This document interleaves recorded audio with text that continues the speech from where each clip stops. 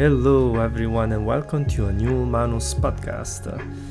Here is Manuel, your host for the next 10 minutes. And this is a podcast where we just discuss different kind of topics, different kind of things. I don't think I'm right, but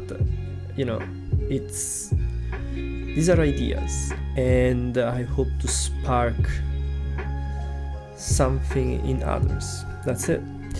So you are listening to the Lo-Fi Girl channel, in particular the Lo-Fi Hip Hop radio, and it's very relaxing. I really like to listening to it.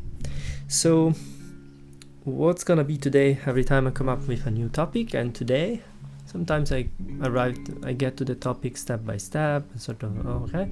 This time I'm just gonna lay down and we're gonna talk about feelings. I'm not an expert. Don't really know details of feelings and this and that. It's actually a quite complex journey that every one of us goes through by itself, and discovering what sort of feelings they have, how they manifest in you. But today I'm just gonna talk about feelings from sort of look at out of the from the outside, let's say, and then try to understand what they are. And the thing is, we all have feelings, and in my opinion we are basically some sort of feeling machines, and we keep feeling stuff. And the truth is that most of the times we base our choices depending on what we feel or on our feelings. We like to believe that we are actually making choices out of logic, but it's very likely that logic is actually controlled by what we are feeling on the moment. And therefore, are we actually making a choice? It's kind of scary if you think about it, because basically it means that we are not that fully in control of our life, or as much as we think we have. Because if someone makes you feel angry, then you're gonna make some decisions on the spot and you react to it.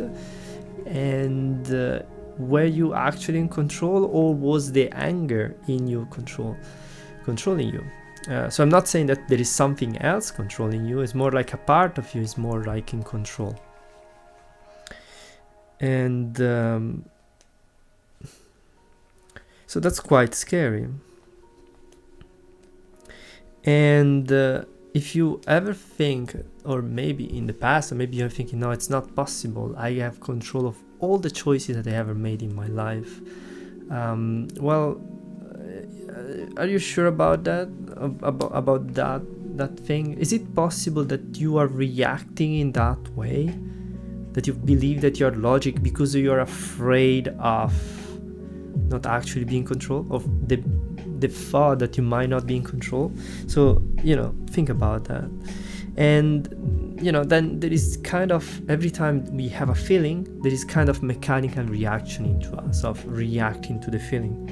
And so if you get aware of it, of what feelings you have,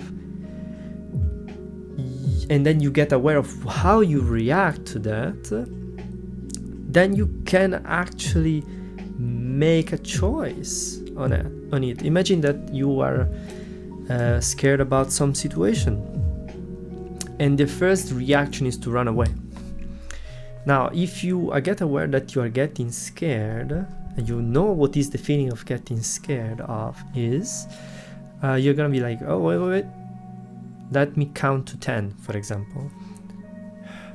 And then you think, okay, I'm getting scared, so usually when I get scared I do this. Should I do this? And then you wait for it, and you actually make a choice of doing what is the feeling, or how you react usually to the feeling, which is running away, or you do something different.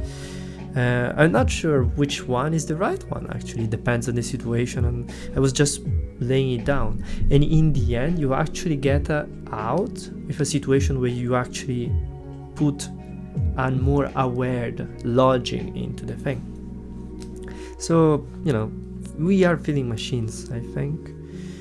And what are feelings? It's quite difficult to answer that question. It's something that it's definitely deep inside us, and everyone experiences feelings in different ways.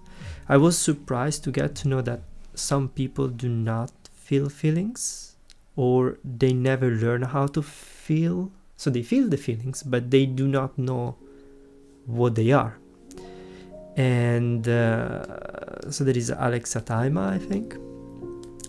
And so some people are not aware of having them. But the problem is that those feelings actually make them, they still act on them. And so there is that they make choices and they don't even know why they're making those choices. So we also, another thing of feelings is that we cannot control them. For how much we would like to believe that this is a part of us, that it's not in our control. If you walk out of the corner of your house, if you walk out there and you see a woman and you like her, you cannot do anything about it. You just like her. Or maybe a man, you just like it. It's kind of a feeling. You might be like, okay, I don't want to like it. You cannot not want it or not like it.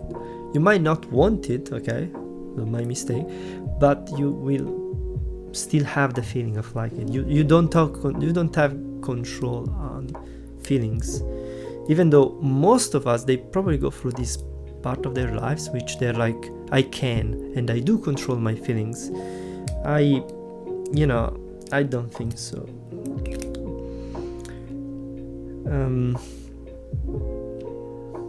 And yeah, so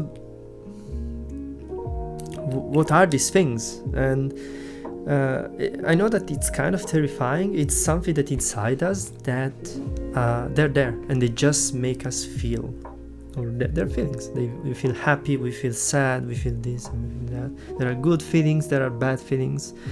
Traditionally, we tend to avoid bad feelings for good feelings, and so sometimes we base our choices on that.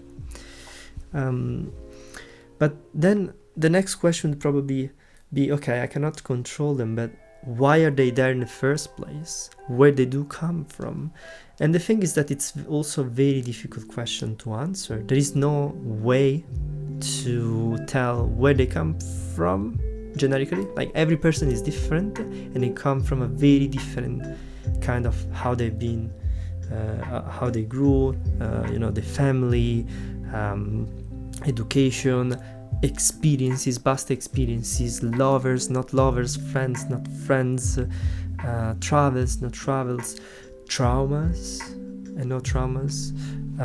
So all these things that happen in the past usually get into us, and they are kind of feeling around. So imagine a person that he gets traumatized as a kid because they stole their bike, his bike, and well, that kid is always going to be very possessive of the bike, probably, because he's scared of losing it. That's a possibility. It doesn't have to be that way. It's a possibility if that kid was very sensitive, was really connected to the bike, or connected is not the right word, but it was attached to the bike. So that's where I would say they will come from. And so these things that happen, notice, they were not in control of the person. They just happen around the person, in the environment, and then that's how the person, on his perspective, got the situation. And so that's, you can't say that where feelings come from. And yeah, that's kind of scary. You cannot control what happens to a person. It just happens. So,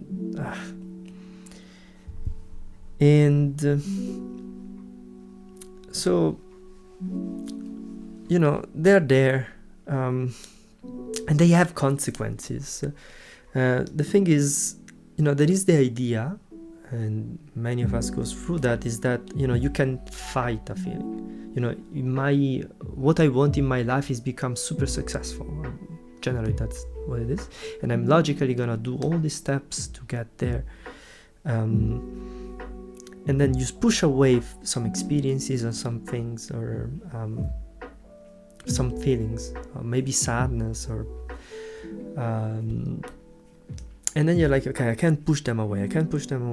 But the thing is, they will come back at some point. Feelings will always come back, or they get buried, but they are still there.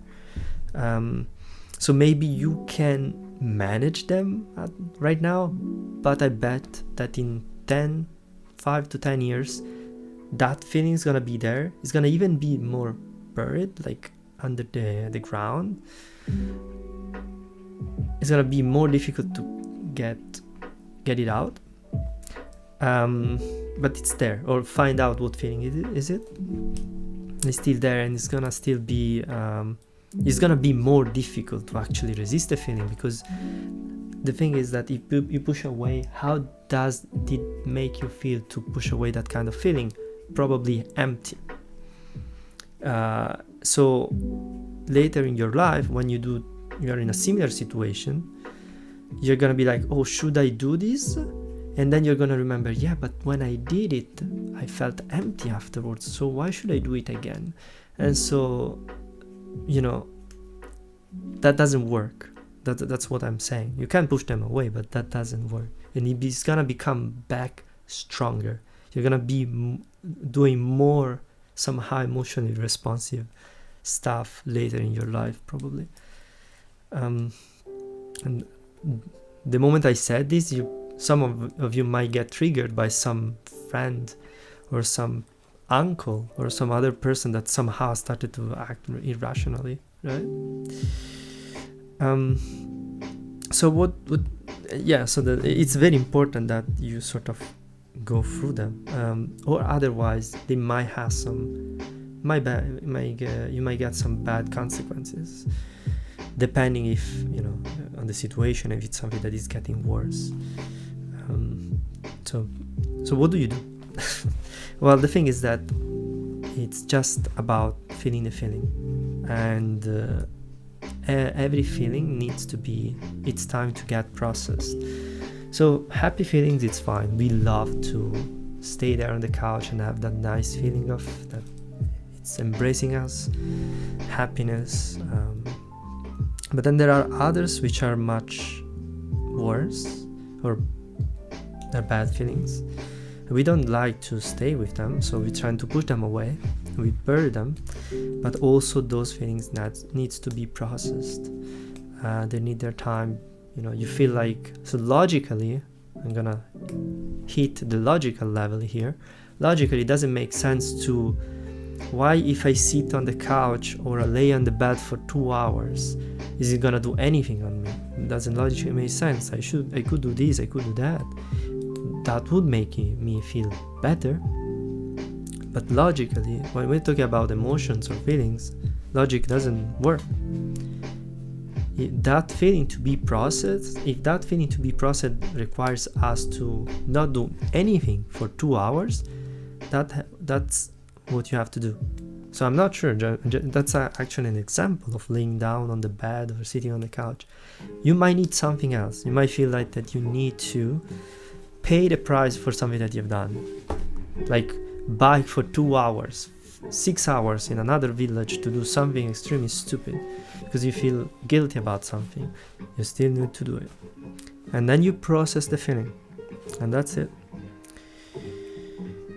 And so why sometimes we stop processing those feelings? Because I would say that most of the times we do not want to process them, and it's because whenever we process a feeling, in particular it's a feeling that has been there for many years, since we were kids, if we do process those feelings, we are gonna change as a person. Because very often people are driven by fear. Maybe fear that to end up alone, or insecurity, financial insecurity and stuff like that. if you process that thing, and you're not theoretically afraid about it that much anymore, you'll not be as driven as you used to be. Therefore, if you were to do a job and you were so driven to do the job because you need the money, but then if that need of wanting the money, so the wanting of money goes away, you're not gonna be driven as before, and that's scary because it requires you to change your life. It really does. It probably does, because you're not gonna be performing as before.